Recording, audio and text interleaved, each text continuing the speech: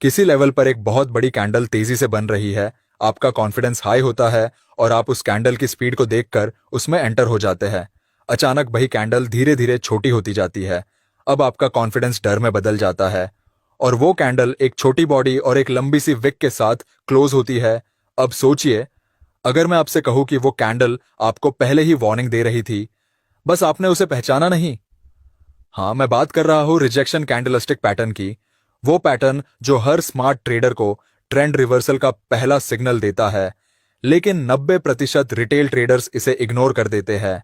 अब जरा सोचिए, अगर आप रिजेक्शन कैंडल को सही जगह सही टाइम पर पहचानना सीख गए, तो आप मार्केट में एंट्री से पहले ही जान सकते हैं कि बायर्स फेक है या सेलर्स ट्रैप में है। इमेजिन, हर बार प्राइस ट्रैप में जाने से पहले ही आपको सिग्नल मिल जाए। कितना पावरफुल होगा वो एज। लेकिन अगर आपने इस वीडियो को बीच में छोड़ दिया, तो वही गलती दोहराएंगे जो हर रिटेल ट्रेडर करता है, सिग्नल दिखने के बाद भी लॉस लेना। तो अंत तक बने रहिए, क्योंकि आज आप जानने वाले हैं रिजेक्शन कैंडल का असली मतलब। रिजेक्शन कैंडल कितने प्रकार के होते हैं, चार्ट पर उसकी साइकोलॉजी और वो स्ट्रैटेजीज जो आपकी ट्रेडिंग गेम पूरी तरह बदल सकती है। अब सबसे पहले समझते हैं कि रिजेक्शन कैंडलस्टिक होता क्या है। अगर आप चार्ट पर देखेंगे तो आपको कुछ कैंडल्स मिलेंगी जिनमें बॉडी छोटी होती है और विक लंबी। अब बॉडी वो हिस्सा है जहां बायर्स और सेलर की अकटुअल क्लोजिंग ओपनिंग फाइट सेटल होती है। लेकिन विक हमें बताती है कि प्राइस उस लेवल तक गया था, लेकिन मार्केट ने उसे रिजेक्ट कर दिया। यहीं से इसका नाम पड़ा रिजेक्शन कैंडल। मान लीजिए प्राइस एक स्ट्रॉन्ग रेजिस्टेंस पर पहुंचा और वहां एक लंबी अपर विक वाली कैंडल बनी। इसका मतलब यह है कि बायर्स ने पुश किया ऊपर जाने के लिए, लेकिन सेलर्स ने पूरा कंट्रोल ले लिया और कैंडल को नीचे बंद कर दिया। इसे हम बेरिश रिजेक्शन कहेंगे। अब उल्टा सिनारियो देखें, जब प्राइस सपोर्ट पर आता है और एक लंबी लोअर विक छोड़ता है, तो इसका मतलब सेलर्स ने पुश किया नीचे ले जाने के लिए, लेकिन बायर्स ने उस लेवल को रिजेक्ट कर दिया और कैंडल को ऊपर बंद कर दिया। इसे हम बुलिश रिजेक्शन कहते हैं। तो रिजेक्शन कैंडल सिर्फ एक शेप नहीं है, यह मार्केट की साइकोलॉजी है। यह हमें बताता है कि किसी खास लेवल पर कौन हावी है, बायर्स या सेलर्स। ध्यान रखने वाली बात यह है कि हर विक रिजेक्शन नहीं होती। बॉडी और विक का रेशो देखना जरूरी है। जितनी छोटी बॉडी और जितनी लंबी विक रिजेक्शन, उतना ही ज्यादा पावरफुल माना जाएगा। तो सिंपल शब्दों में, रिजेक्शन कैंडल का मतलब प्राइस का किसी लेवल को एक्सेप्ट न करना। और यही कैंडल हमें बताती है कि मार्केट कहां से रिवर्स हो सकता है या कहां से बड़ा मूव शुरू हो सकता है। अब जब हमें बेसिक समझ आ गया कि रिजेक्शन कैंडल असल में होता क्या है, तो अब देखते हैं इसके अलग अलग टाइप्स। क्योंकि हर रिजेक्शन कैंडल एक जैसा नहीं होता। कुछ सिर्फ नॉइज होते हैं और कुछ पावरफुल सिग्नल देते हैं। सबसे पहला और सबसे कॉमन है पिन बार। पिन बार में बॉडी बहुत छोटी होती है और विक बहुत लंबी। अगर अपर विक लंबी है और कैंडल नीचे क्लोज होती है, तो यह बेरिश रिजेक्शन का क्लियर साइन है। वहीं अगर लोअर विक लंबी है और कैंडल ऊपर क्लोज होती है, तो यह बुलिश रिजेक्शन है। पिन बार हमें बताता है कि मार्केट ने उस लेवल को पूरी तरह से रिजेक्ट कर दिया। दूसरा टाइप है रिजेक्शन प्लस एंगल्फिंग। यहां रिजेक्शन कैंडल के बाद अगली कैंडल पूरी तरह से पिछले कैंडल को एंगल्फ करती है। मान लीजिए सपोर्ट पर एक बुलिश रिजेक्शन बना और उसके बाद अगली कैंडल ने पूरी प्रीवियस कैंडल को एंगल्फ कर लिया। यह बहुत स्ट्रॉन्ग रिवर्सल सिग्नल होता है। तीसरा टाइप है स्पिनिंग टॉप। इसमें अपर और लोअर दोनों ओर विक होती है और बॉडी बीच में छोटी होती है। इसका मतलब मार्केट में कंफ्यूजन है। बायर्स और सेलर्स दोनों ने कोशिश की, लेकिन कोई क्लियर जीत नहीं पाया।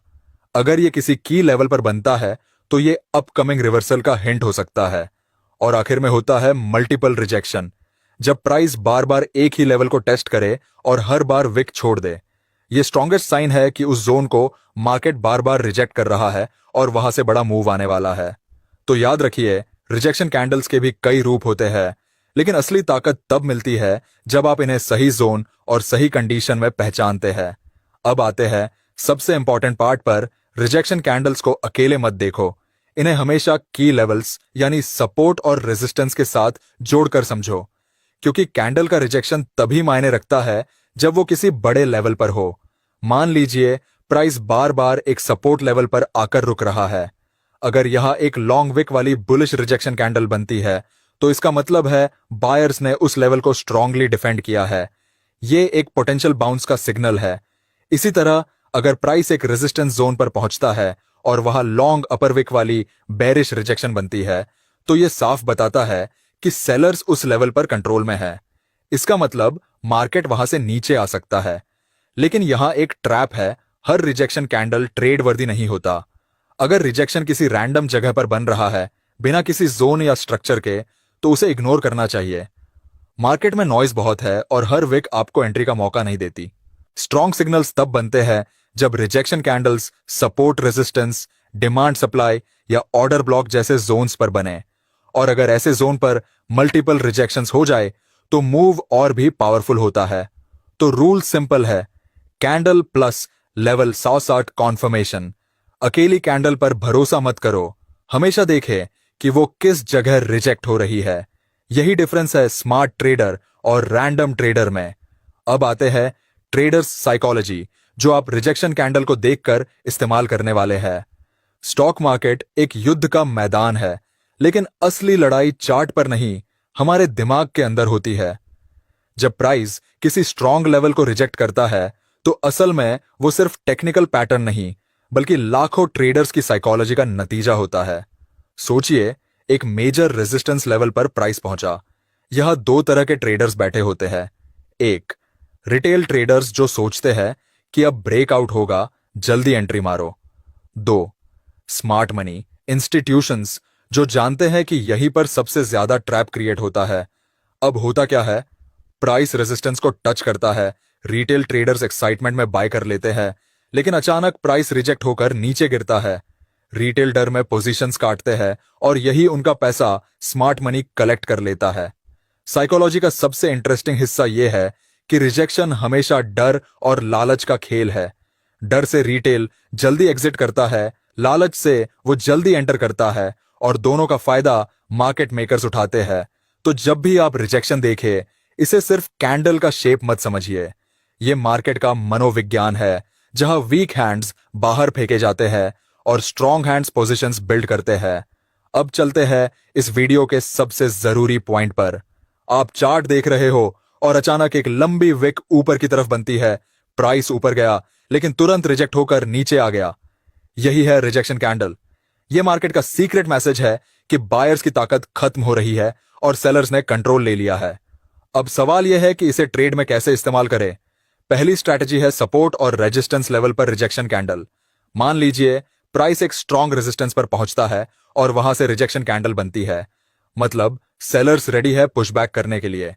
ऐसे मौके पर शॉर्ट ट्रेड पावरफुल साबित हो सकता है। दूसरी स्ट्रैटेजी है ट्रेंड कंटिन्यूएशन। जब मार्केट अप ट्रेंड में होता है और पुलबैक पर रिजेक्शन कैंडल बनती है, तो यह संकेत देता है कि बायर्स फिर से रेडी है। इसका फायदा उठाकर आप ट्रेंड के साथ एंट्री कर सकते हैं। तीसरी स्ट्रैटेजी है फेक ब्रेकआउट्स पकड़ना। कई बार मार्केट सपोर्ट या रेजिस्टेंस तोड़ने की कोशिश करता है, लेकिन रिजेक्शन कैंडल बनकर वापस आ जाता है। ऐसे मूव्स में रिवर्सल ट्रेड हाई प्रोबेबिलिटी देता है, लेकिन ध्यान रहे, हर रिजेक्शन कैंडल पर ब्लाइंडली ट्रेड मत कीजिए।